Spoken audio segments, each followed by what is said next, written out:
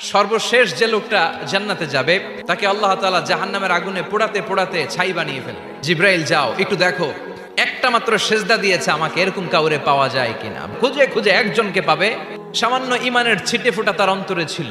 আল্লাহ বলবেন যেহেতু ছিটে ফোঁটা আছে, অনেক মাইর খাইছে, জাহান্নাম থেকে বের করে একটা নির্ধারিত দূরত্বে রেখে দাও, রেখে দেওয়া হবে। অনেকদিন সে ওখানে আনন্দে থাকবে। অনেকদিন থাকার পরে মনে মনে ভাববে জাহান্নামের সৌন্দর্যের দৃশ্য একটু চোখ দিয়ে অবলোকন করা যায় কিনা। সে আল্লাহরে ডেকে বলবে, আল্লাহ আমার একটা ফরিয়াদ আছে। কি ফরিয়াদ? সে বলবে, আল্লাহ তোমার জান্নাতটা তুমি কত সুন্দর করে বানিয়েছো, আমি একটা নজর শুধু দেখতে চাই। আল্লাহ বললেন, জিব্রাইল বেচারারে ধরে জান্নাতের গেটের সামনে বসায় দে।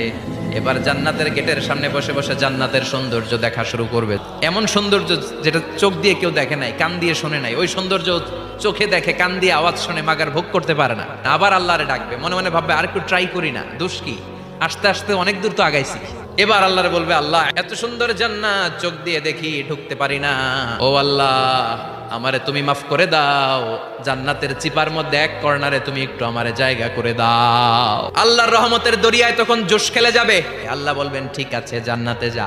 লোকটা এবার এক দৌড়ে জান্নাতের ভিতরে ঢুকে যাবে। লোকটার দৌড় দেখে আবার লোকটারে আল্লাহ ডেকে বলবে, একটু দাঁড়া, জান্নাত তো দিছি, তো দৌড় দিলি কেন? লোকটি বলবে, আল্লাহ এত চেষ্টার ফলে আমি আসতে পারছি, আবার যদি তুমি বাইর করে দাও, এই জন্য এক দৌড়ে এমন চিপার মধ্যে লুকামো যাতে তুমি আমার না দেখো।